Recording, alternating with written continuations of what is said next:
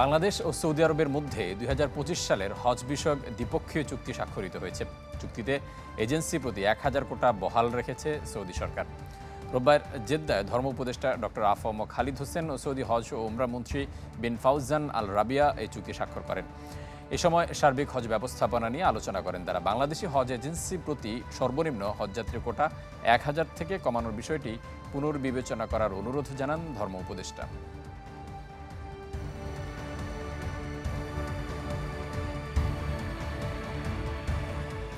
দর্শক, এই নিয়ে আরও বিস্তারিত জানাতে এই মুহূর্তে সৌদি আরব থেকে যুক্ত হচ্ছেন সহকর্মী সৈয়দ আহমেদ। আমরা যাচ্ছি তার কাছে।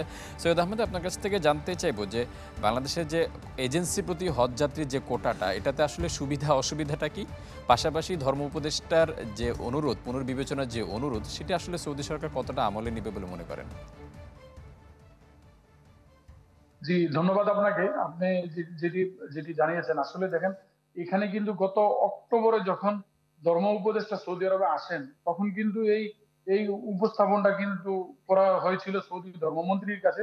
সেখানে তারা বলেছিল যে বাংলাদেশ থেকে কিন্তু অনেক বয়স্ক হাজিরা আসে এবং তাদের এই হাজিরা, যে বয়স্ক হাজিরা আসে, তাদের সার্ভিস নিয়ে কিন্তু অনেকটা সংকোচ দেখা দেয় সব সময়।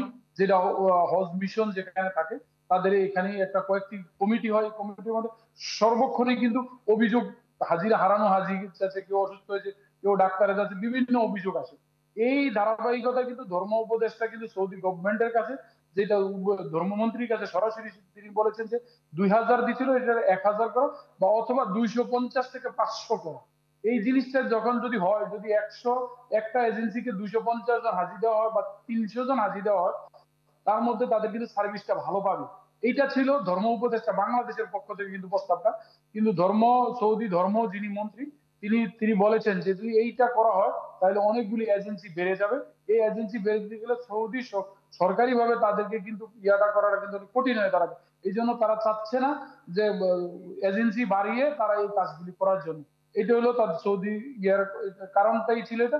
তবে তারা কিন্তু এই ২৪-২৫ সালে হজে তারা কিন্তু বলে দিয়েছে যে আমরা কিন্তু ইয়ার দাবির প্রেক্ষিতে আমরা কিন্তু ১,০০০ করেছি, তবে ২০২৬ সালে কিন্তু আমরা এটা ২,০০০ই করবো, এতে কোনো কমানোর কোনো সুযোগ নাই। এটা কিন্তু ধর্ম উপদেষ্টাকে সরাসরি কিন্তু সৌদি ধর্মমন্ত্রী বলে দিচ্ছেন।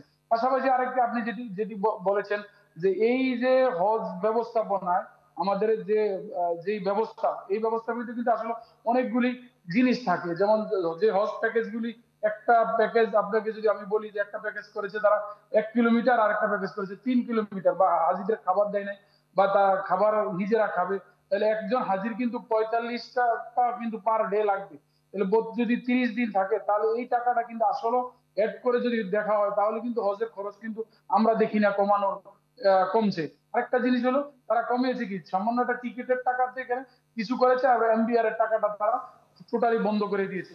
এখানে কিন্তু এই হজ প্যাকেজে বা এই হজ ইয়াতে আসলে কিন্তু বাংলাদেশি হাজিরা কিন্তু সবাই বয়স্ক হাজি, এতে দূরত্ব যারা থাকবে তারা কিন্তু আসলেই বিপাকে পড়বে। এটা কিন্তু এখনো সংকট অবস্থানেই আছে। সৈয়দ আহমেদ, আপনাকে অসংখ্য ধন্যবাদ। দর্শক, সৌদি আরব থেকে জানাচ্ছিলেন আমাদের সহকর্মী সৈয়দ আহমেদ।